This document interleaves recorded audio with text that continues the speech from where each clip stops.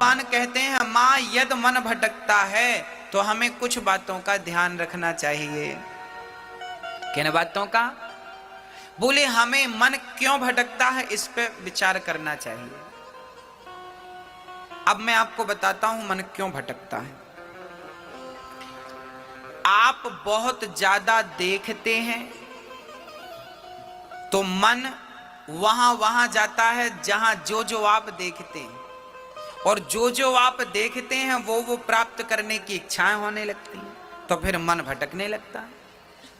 दूसरी बात, आप बहुत ज्यादा सुनते हैं इसके बारे में उसके बारे में, ये बात वो बात, तो फिर वो बात आप अकेले हैं तो गूंजती रहती। आज फलाने ने ये कहा, आज फलाने ने ये कहा, आज ऐसा कहा, ऐसा हो जाता तो ऐसा कर लेते, ऐसा कर लेते तो ऐसा हो जाता।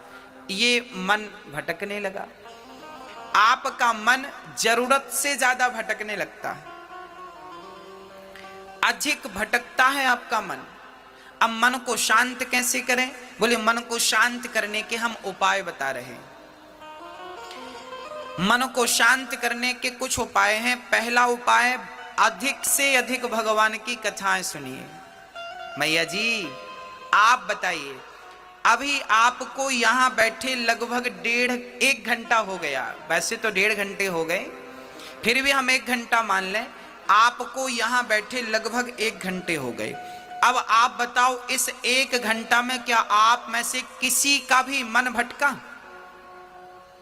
आप अपनी बात करिए और प्रत्यक्ष बात करिए, सबूत के साथ बात करिए, प्रमाण के साथ बात करिए। आप यहां 1 घंटे से बैठे हैं, इस 1 घंटे में आप में से किसी का मन भटका? हाँ या ना? नहीं भटका? तो देखिए, ये बात, इस बात का सबूत है कि भगवान की कथा यदि हम नित्य सुनना शुरू करें तो मन का भटकाव धीरे धीरे समाप्त हो जाएगा। मन का भटकना मिटेगा तो भगवान की कथा से मिटेगा। ये पहली बात। अब प्रश्न दूसरा, अब कथाएं रोज रोज तो होंगी नहीं, तो फिर क्या करेंगे? बोले जब कथाएं हों तो कथाएं सुने, और जब कथाएं ना हों तो कीर्तन करें। बैठ जाएं घर में, मंदिर में, कहीं भी, और कीर्तन करें। श्री कृष्ण गोविंद हरे मुरारी, हे नाथ नारायण बा, श्रीमन नारायण नारायण नारायण। हाँ, कीर्तन करिए। श्रीमन नारायण नारायण नारायण, श्रीमन नारायण।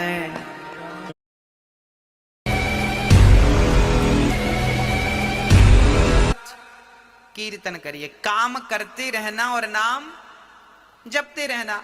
अब जैसे हमारी माताएं सुबह सुबह बच्चों को टिफिन बनाती हैं, बच्चों को स्कूल भेजती हैं, जैसे आप उठो, आंख खुलते ही कीर्तन करने लग जाओ, श्रीमन नारायण नारायण। नहा रहे हैं तो नहाते जाओ, श्रीमन नारायण नारायण ना। इसके बाद कपड़े पहन रहे हैं, कपड़े पहनिए, कीर्तन। अब बच्चों को, आपने माताएं बच्चों को उठाती, बेटा उठो स्कूल चलना, उठो उठो। बच्चे उठ गए, माँ बच्चे के लिए टिफिन बना रही है, आज पूड़ी और सब्जी बना रही है, तो बढ़िया से आटा गूंथती जाओ और श्रीमन नारायण नारायण नारा, पूड़ी बेलती जाओ, श्रीमन नारायण नारायण। अब पूड़ी सेकती जाओ, आलू काटती जाओ, आलू का बढ़िया सब्जी बनाती जाओ, जो बना रही हो, लौकी आलू की, जो भी, गोभी आलू की सब्जी बनाती जाओ, श्रीमन नारायण। ये सब्जी बन रही, सब्जी भी बन जाएगी और कीर्तन भी हो जाएगा, रोटी पूड़ी भी बन जाएगी। और तब तक पति ने आवाज लगाई, जरा चाय लाओ। अब चाय बना रही है पत्नी, बढ़िया चाय चढ़ा दी आपने, पानी डाल दिया, दूध डाल दिया, श्रीमन नारायण नारायण। चाय पक रही है, आप मन में कीर्तन चल रहा। हाँ, कीर्तन। तब तक ससुर जी ने आवाज लगाई, बहू चश्मा नहीं मिल रहा बेटा। अब बहू दौड़ी दौड़ी गई, वो चश्मा ढूंढ रही है, तो चश्मा ढूंढो, श्रीमन नारायण नारायण नारायण। भाई आपका शरीर व्यस्त होता है, मुंह कहीं व्यस्त नहीं होता। हाँ या ना?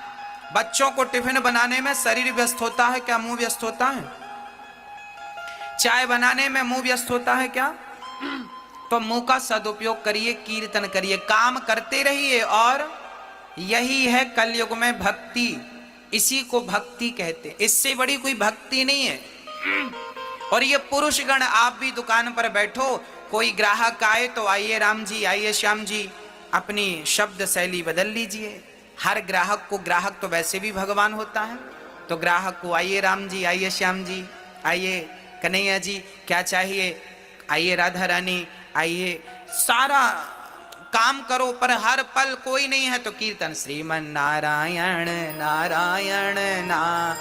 किसान लोग खेती कर रहे हैं, कुदाड़ी फावड़ा चला रहे हैं, ट्रैक्टर चला रहे हैं, बुवाई कटाई जुताई जो कर रहे हो सब करो, पर काम करते समय, ट्रैक्टर चलाते समय आपका मुंह व्यस्त होता है क्या? कटाई और जुताई करते समय मुंह व्यस्त होता है क्या? अरे भाई, मुंह से नारायण नारायण कहते जाओ। भगवान ये नहीं कहते कि तुम बैठ के आधा घंटा मेरा जाप करो ना, भगवान ये नहीं कहते तुम माला लेके जाप करो, भगवान ये कहते हैं कि तुम काम बराबर करो। कर्मण्येवाधिकारस्ते, तू कर्म कर, पर काम को करते समय मुझे भूल मत जाना।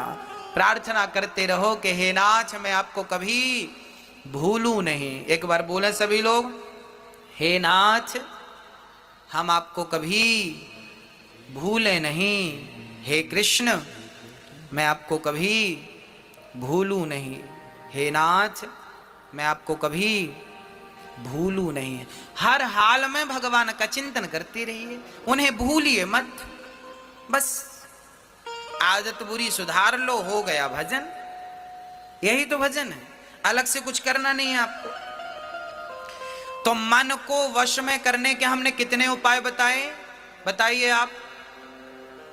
मैया जी, ओ मैया, ओ मेरी माँ, कितने उपाय बताए हमने, बताओ। मन को वश में करने के कितने उपाय बताए, कौन कौन से? मैया आप बताओ, कौन कौन से उपाय बताए? मैया आप बताओ, आप आगे बैठी हो, सबसे आगे आप बताइए कौन कौन से उपाय बताए। हाँ, आप ही बताइए। पहला उपाय क्या था? नहीं सुना आपने? नहीं सुना? नहीं सुना आपने? कौन सा बताइए? मैया आप बताइए, आप चश्मा लगाए बैठी हैं। दूसरा उपाय बताइए, बताइए क्या बताया हमने? दूसरा क्या उपाय बताया मन को वश में करने का? हाँ, लो, तुरंत का तुरंत याद नहीं है, घर जाके पता नहीं क्या याद रहेगा। इसलिए कहते हैं बात को जरा ध्यान से सुनिए, मन को पूर्ण रूप से लगाइए, है ना। मन को वश में करना हो तो पहला काम है भगवान